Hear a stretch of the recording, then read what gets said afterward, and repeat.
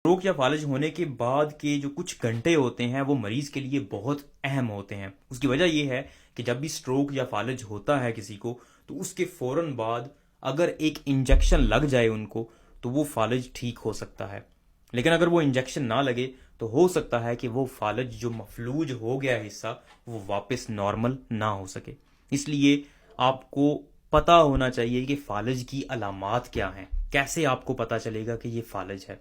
जब आपको पता चल जाएगा कि फालिज की अलामात क्या हैं, तो उसके बाद आप फौरी तौर पे मरीज को अस्पताल में लेके जा सकते हैं। फालिज की अलामात के लिए एक बहुत अच्छा निमोनिक बना हुआ है, उसको फास्ट कहा जाता है। FAST। एफ का मतलब है फेशियल सिम्टम्स, मतलब आपके चेहरे पे या मरीज के चेहरे पे कोई अलामात आ रही हैं। चेहरे पे क्या अलामात आ सकती हैं?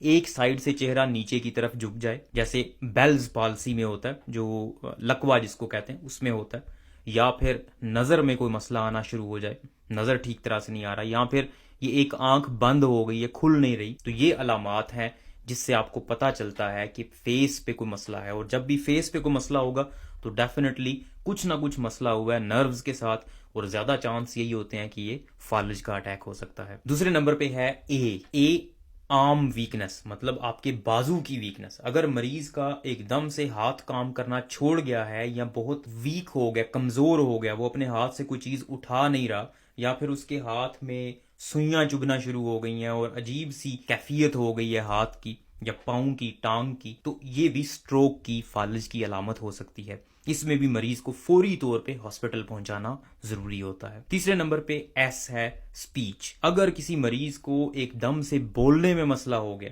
वो बोल नहीं पा रहा या अल्फाज उसके मुंह से नहीं निकल रहे, या वो जो बोल रहा है वो कुछ सेंस नहीं बना रहे, अजीब अजीब सी बातें वो कर रहा है, या जो आप कह रहे हैं उसको वो समझ नहीं पा रहा, तो ये भी एक अलामत है फालिज की। बाज औकात फालिज सिर्फ स्पीच डिफिकल्टी के साथ प्रेजेंट करता है, मतलब मरीज से बोला नहीं जा रहा, और ये भी एक अलामत होती है फालिज की। इसलिए अगर किसी मरीज को एकदम से बोलने में मसला आ रहा है, फौरी तौर पे हॉस्पिटल में लेकर जाना। और आखिर पे टी है। टी का मतलब ये है it is time to go to hospital.